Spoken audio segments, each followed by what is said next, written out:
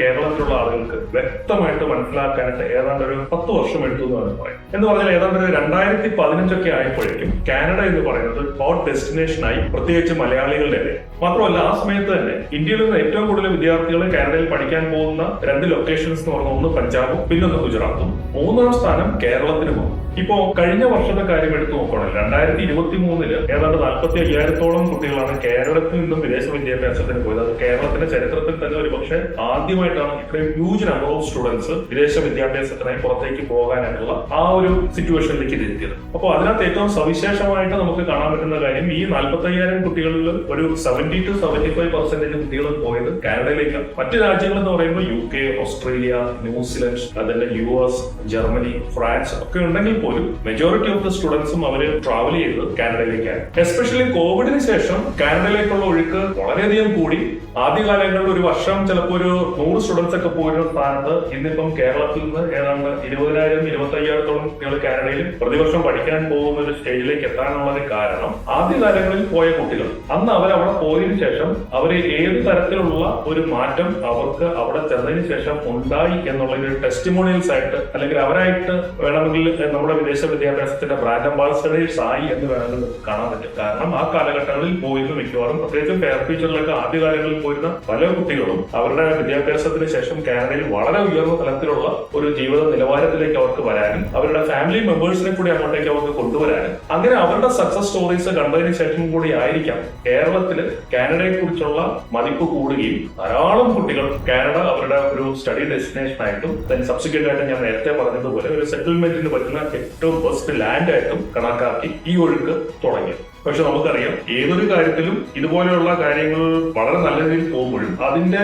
മറ്റ് ചില കാര്യങ്ങളും കൂടി ഇക്കൂട്ടത്തിൽ ചിലപ്പോൾ ഉയർന്നു വരും. അതിന്റെ ഭാഗമായിട്ട് എനിക്കിപ്പം ഈ അവസരത്തിൽ പറയാനുള്ള ഒരു പ്രധാനപ്പെട്ട ഒരു കാര്യം എന്ന് പറയുന്നത് കാനഡയിൽ പഠിക്കാനായിട്ട് ഇപ്പൊ ഫെയർ ഫ്യൂച്ചറിന്റെ കാര്യത്തിൽ എടുത്തു പറയാൻ എനിക്ക് പറ്റുന്ന ഒരു കാര്യം, ഫെയർ ഫ്യൂച്ചറിൽ ഇന്നോളം അവരുടെ എല്ലാ പ്രോഗ്രാംസും കുട്ടികളെ അയച്ചിരിക്കുന്നത് കാനഡയിലുള്ള ഗവൺമെന്റ് യൂണിവേഴ്സിറ്റീസിലോ ഗവൺമെന്റ് കോളേജസിലോ ആയിരുന്നു. കാരണം ക്വാളിറ്റി എഡ്യൂക്കേഷൻ എന്ന് പറയുന്നതും ഇക്കാര്യത്തിൽ ഏറ്റവും പാരാമൗണ്ട് ഇമ്പോർട്ടൻസ് കൊടുക്കുന്നത് അക്കാര്യത്തിലാണ്. പക്ഷെ ആ ഒരു കാര്യം അത്രമാത്രം ഇമ്പോർട്ടൻസ് അതിനകത്ത് ഉണ്ട് എന്ന രീതിയിൽ ഇത് പ്രൊമോട്ട് ചെയ്യപ്പെട്ട അതേ സമയത്ത് ഇത്രമാത്രം കുട്ടികൾ കാനഡയിലേക്ക് പഠിക്കാൻ പോവുകയും ധാരാളം ആൾക്കാർ കാനഡ എന്ന് പറയുന്നത് അവരുടെ ഒരു ഡ്രീം ലാൻഡ് ആയിട്ടും അവരുടെ ഒരു പെർമനന്റ് സെറ്റിൽമെന്റ് ഫാമിലിയോടൊപ്പം സാധിക്കുന്ന രാജ്യം എന്ന രീതിയിൽ അതിനെ കണക്കാക്കി വന്ന സമയത്താണ് കാനഡയിൽ ധാരാളം പ്രൈവറ്റ് കോളേജസും ഇതേ സമയത്ത് തന്നെ ഉണ്ടായി, പ്രത്യേകിച്ചും കോവിഡിന് ശേഷം. അപ്പോൾ കാനഡയിൽ ഒരു ഗവൺമെന്റ് കോളേജിൽ പഠിക്കാനായിട്ട് ഒരു കുട്ടി പോകണമെന്നുണ്ടെങ്കിൽ കൃത്യമായിട്ടുള്ള റിക്വയർമെന്റ്സ് മറ്റും അക്കാര്യത്തിലുണ്ട്. അവർ പറയുന്ന രീതിയിലുള്ള അഡ്മിഷൻ റിക്വയർമെന്റ്സ് മീറ്റ് ചെയ്യണം എന്ന് പറഞ്ഞാൽ 60 to 65% മാർക്ക് ഉണ്ടായിരിക്കണം. IELTS നിർബന്ധമാണ്.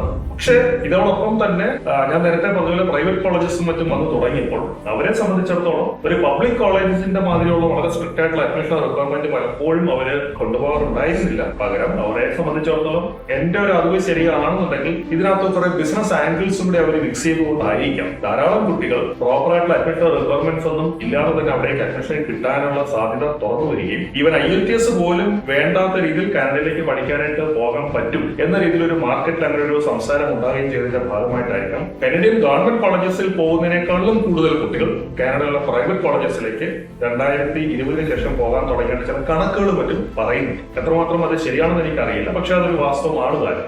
അതിലൂടെ നമ്മൾ മനസ്സിലാക്കിയ ഒരു കാര്യം, കാനഡയില് അവർക്ക് അവരുടെ ഒരു എക്കോസിസ്റ്റം ഉണ്ട്. ഒരു കനഡിയൻ ഗവൺമെന്റ് കോളേജിൽ ഒരു കുട്ടി പഠിക്കാൻ വരുമ്പോൾ ആ കുട്ടിക്ക് പഠനത്തിന് ശേഷം അവർക്ക് കിട്ടുന്ന വർക്ക് പെർമിറ്റും മറ്റും അവരുടെ രാജ്യത്തിന്റെ എംപ്ലോയ്മെന്റ് സെക്ടറിനെ സപ്പോർട്ട് ചെയ്യാൻ പറ്റുന്ന രീതിയിലുള്ള ചില തീരുമാനങ്ങളുടെയൊക്കെ അടിസ്ഥാനത്തിലായി അങ്ങനെ വന്നുകൊണ്ടിരുന്നു. പക്ഷെ പ്രൈവറ്റ് കോളേജസിൽ പഠിക്കാൻ പോയ കുട്ടികളെ സംബന്ധിച്ചിടത്തോളം ഒന്ന് അവരുടെ ക്വാളിറ്റി എഡ്യൂക്കേഷൻ എത്രമാത്രം അത് ഉയർന്ന തലത്തിലുള്ളതാണ് എന്നത് ഒരു ക്വസ്റ്റ്യൻ. രണ്ടാമത്തെ കാര്യം, പഠനശേഷം അവർക്ക് ഞാൻ നേരത്തെ പറഞ്ഞതുപോലെ ഉയർന്ന തലത്തിലുള്ള ഒരു ക്വാളിറ്റി എഡ്യൂക്കേഷൻ കിട്ടാത്തതിന്റെ കാരണം കൊണ്ടാണോ എന്നറിയില്ല, അങ്ങനെയുള്ള കോളേജസിൽ പഠിച്ചിറങ്ങിയ കുട്ടികൾക്ക് പലർക്കും കാനഡയിൽ എംപ്ലോയ്മെന്റ് മാർക്കറ്റിൽ അവർ വളരെയധികം പിന്തള്ളപ്പെട്ടു പോകുന്ന സിറ്റുവേഷൻ.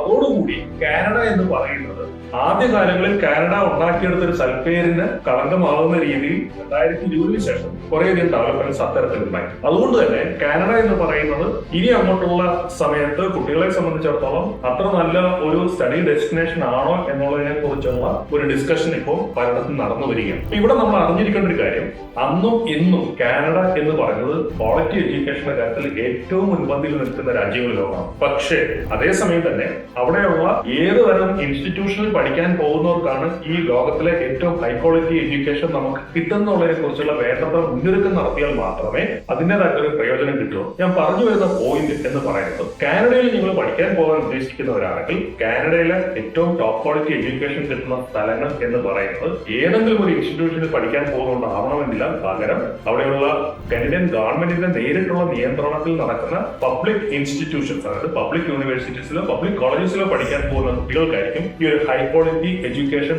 അവർക്ക് സാധ്യമാകുന്നത്. അപ്പോ നമ്മൾ മനസ്സിലാക്കേണ്ട ഒരു കാര്യം, കാനഡയിൽ അങ്ങനെ പഠിക്കാനായിട്ട് പോകാനായിട്ട് ഒരു പ്രൈവറ്റ് യൂണിവേഴ്സിറ്റിയിലോ അല്ലെങ്കിൽ ഒരു പബ്ലിക് യൂണിവേഴ്സിറ്റിയിലോ എന്നുള്ള ക്വസ്റ്റ്യന്റെ ഉത്തരമാണ് ഇപ്പോൾ ഈ പറഞ്ഞത്. അതോടൊപ്പം മറ്റൊരു കാര്യം കൂടെ മനസ്സിലാക്കേണ്ടത്, ഒരു 15 കൊല്ലത്തിന് മുൻപ് കാനഡയിൽ പഠിക്കാൻ പോകാനായിട്ട് ഉദ്ദേശിച്ചൊരു കുട്ടിക്ക് അവിടെയുള്ള കോഴ്സുകളും മറ്റും അന്നത്തെ കാലഘട്ടത്തിനനുസരിച്ചുള്ള ഒരു എംപ്ലോയ്മെന്റ് സാധ്യത എത്രമാത്രം ഉണ്ടായിരുന്നുള്ളതോ, അല്ലെങ്കിൽ ആ സമയത്ത് പഠിക്കാൻ പോകുന്ന കുട്ടികൾ ഒരു കോഴ്സ് സെലക്ഷന് വേണ്ടി ഏത് മാനദണ്ഡമാണ് ഉപയോഗിച്ചിരുന്നുള്ളത് ഇന്നത്തെ കാലഘട്ടത്തിൽ ചിലപ്പോൾ നമ്മളൊന്ന് പുനർവിചാരണം നടത്തേണ്ടി വരും. അതായത് ഇപ്പം കനഡിയൻ ഗവൺമെന്റിനെ സംബന്ധിച്ചിടത്തോളം അവർക്കും മനസ്സിലായി അവിടേക്ക് അനിയന്ത്രിതമായിട്ടുള്ള കുട്ടികളുടെ ഒഴുക്ക് വന്നു കഴിഞ്ഞാൽ അത് പലപ്പോഴും ഗുണത്തെക്കാളേറെ ദോഷമുണ്ടാക്കുന്നുള്ള മനസ്സിലാക്കിയിട്ടാണ് അടുത്ത് വരാൻ പോകുന്ന വർഷങ്ങളിൽ, അതായത് 2025, 2026, 2027 തൊട്ട് അങ്ങോട്ടുള്ള വർഷങ്ങളിൽ കാനഡയിലെ ഏതൊക്കെ സെക്ടറുകളിലാണ് അവർക്ക് ഹ്യൂജ് മാൻ പവർ റിക്വയർമെന്റ് വേണ്ടി വരുന്നത് എന്നുള്ളതിനെ കുറിച്ചുള്ള കൃത്യമായിട്ടുള്ള പഠനങ്ങൾ കനഡിയൻ ഗവൺമെന്റ് നടത്തിയതിന്റെ അടിസ്ഥാനത്തിൽ ഒരു കനഡിയൻ ഗവൺമെന്റ് കോളേജിന്റെ പ്രോഗ്രാം വെബ്സൈറ്റിലേക്ക് പോയി കഴിഞ്ഞാൽ നിരവധി പ്രോഗ്രാംസ് നമുക്ക് അവിടെ കാണാൻ പറ്റും. പക്ഷെ അങ്ങനെയുള്ള പ്രോഗ്രാംസിന് എല്ലാ പ്രോഗ്രാംസും ഒരു ഇന്റർനാഷണൽ സ്റ്റുഡന്റ് വിസയിൽ അവിടെ പഠിക്കാൻ പോയതിനു ശേഷം അവിടെ ഒരു വർക്ക് പെർമിറ്റിലേക്ക് മാറാനായിട്ട് നമ്മളെ സഹായിക്കുന്ന പ്രോഗ്രാംസ് ആണോ ഇല്ലെന്നുള്ളത് നമുക്കിപ്പോൾ തിരിച്ചറിയാൻ പറ്റും. അതായത് കാനഡയിൽ വരാൻ പോകുന്ന വർഷങ്ങളിൽ വരാൻ പോകുന്ന തരത്തിലുള്ള മാൻ പവർ റിക്വയർമെന്റിന്റെ ബേസിസിൽ കനഡിയൻ ഗവൺമെന്റ് തന്നെ അവിടെയുള്ള പബ്ലിക് യൂണിവേഴ്സിറ്റീസിലും പബ്ലിക് കോളേജസിലും അവർക്ക് അവൈലബിൾ ആയിട്ടുള്ള പ്രോഗ്രാംസിനെ കോഡ് ചെയ്തിട്ടുണ്ട്. ഈ കോഡ് ചെയ്തതിന്റെ ഉദ്ദേശം എന്ന് പറയുന്നത് അങ്ങനെയുള്ള കോഴ്സുകൾ പഠിക്കുന്ന കുട്ടികൾക്കായിരിക്കും, പ്രത്യേകിച്ചും ഇന്റർനാഷണൽ സ്റ്റുഡന്റ് വിസയിൽ പഠിക്കാൻ വരുന്നവർക്കാണ് ഏറ്റവും പ്രാധാന്യം. ഈ കോഡ് ചെയ്തിരിക്കുന്ന പ്രോഗ്രാംസിൽ പഠിക്കാനായിട്ട് വരുന്ന കുട്ടികൾക്കാണ് പഠനശേഷം കാനഡയിൽ വർക്ക് പെർമിറ്റ് കിട്ടാൻ പോകും എന്ന് പറഞ്ഞാൽ കാനഡയിൽ പഠിക്കാൻ പോവുക, പഠനശേഷം അവിടെ എംപ്ലോയ്മെന്റിലേക്ക് കടക്കുക എന്ന് പറഞ്ഞാൽ ഓബിയസ്ലി നമുക്ക് വർക്ക് പെർമിറ്റ് കിട്ടിയാൽ മാത്രമേ കാനഡിയൻ എംപ്ലോയ്മെന്റ് മാർക്കറ്റിലേക്ക് ഒരു ഇന്റർനാഷണൽ സ്റ്റുഡന്റിന് ലീഗലായിട്ട് വർക്ക് ചെയ്യാൻ ഒരു പെർമിഷൻ കിട്ടുകയുള്ളൂ. അപ്പോൾ ആ ലീഗൽ പെർമിഷൻ കിട്ടുന്ന തരത്തിലുള്ള ഒരു സിറ്റുവേഷനിലേക്ക് അവർ വരാൻ ഉദ്ദേശിക്കുന്നവരാണെങ്കിൽ ഇവിടെ നിന്ന് പോകുന്നതിന് മുൻപ് തന്നെ അവർ ഉദ്ദേശിക്കുന്ന ടൈപ്പ് ഓഫ് പ്രോഗ്രാം ഈ കോഡ് ചെയ്തിരിക്കുന്ന ലിസ്റ്റിനകത്ത് വന്നിരിക്കുന്നതാണോ ഇല്ലെന്നുള്ളത് ആദ്യം പരിശോധിക്കണം. അപ്പോൾ അങ്ങനെയുള്ള പ്രോഗ്രാംസ് സെലക്ട് ചെയ്യുകയാണെങ്കിൽ കിട്ടുന്ന അഡ്വാൻറ്റേജ് എന്താണെന്ന് വെച്ച് കഴിഞ്ഞാൽ കോഴ്സിന് ശേഷം അവർക്ക് അവിടെ വർക്ക് പെർമിറ്റിലേക്ക് മാറാനുള്ള കാര്യം എളുപ്പമാണ്. രണ്ടാമതായിട്ട് അങ്ങനെയുള്ള പ്രോഗ്രാം പഠിച്ചിറങ്ങുന്ന കുട്ടികൾക്ക് വർക്ക് പെർമിറ്റ് കിട്ടുന്നുള്ളത് മാത്രമല്ല, അത് ഡിമാൻഡിംഗ് ആയിട്ടുള്ള ഒരു ഏരിയയിലേക്കുള്ള ഒരു എംപ്ലോയ്മെന്റിന് വേണ്ടിയിട്ട് സപ്പോർട്ട് ചെയ്യുന്ന ഒരു നോളജ് ഉള്ള ഒരു മാൻ പവർ ആയിട്ട് അവർക്ക് അവരെ തന്നെ ഒരുക്കിയെടുക്കാനായിട്ട് പറ്റുന്ന രീതിയിലേക്കാണ് കാര്യങ്ങൾ ഇപ്പോൾ വന്നിരിക്കുന്നത്. ഇത് പ്രൈവറ്റ് കോളേജസിൽ പഠിക്കാൻ പോകുന്ന കുട്ടികളെ സംബന്ധിച്ചിടത്തോളം ഇനി അത് സാധ്യമാകുമെന്ന് ചോദിച്ചു കഴിഞ്ഞാൽ അതിനെക്കുറിച്ച് നമ്മൾ പഠിക്കേണ്ടിയിരിക്കുന്നു.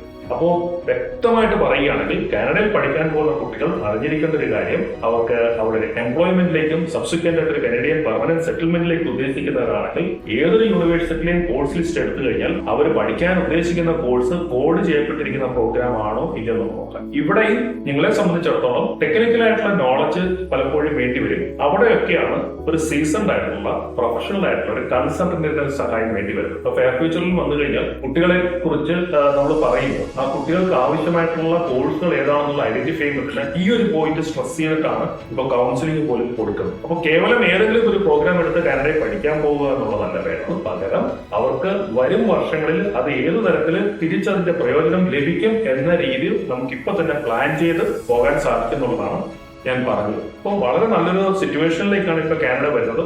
കഴിഞ്ഞ ഏതാനും വർഷങ്ങളിൽ കുറച്ച് ഇഷ്യൂസ് അവിടെ ഉണ്ടായിരുന്നെങ്കിൽ അതിനെ പൂർണ്ണമായും അഡ്രസ് ചെയ്തുകൊണ്ട് അങ്ങനെയുള്ള സിറ്റുവേഷൻസ് ഇനി വരാൻ പോകുന്ന കുട്ടികൾക്ക് ഉണ്ടാവാത്ത തരത്തിൽ വളരെയധികം വ്യക്തമായ പ്ലാനിങ്ങോട് കൂടിയിട്ടാണ് കനഡിയൻ ഗവൺമെന്റ് കോളേജസിലും യൂണിവേഴ്സിറ്റീസിലും കനഡിയൻ ഗവൺമെന്റിന്റെ ഈ നിർദ്ദേശങ്ങൾ അനുസരിച്ചിട്ടുള്ള പ്രോഗ്രാംസും മറ്റും ഇപ്പോൾ വന്നിരിക്കുന്നത്.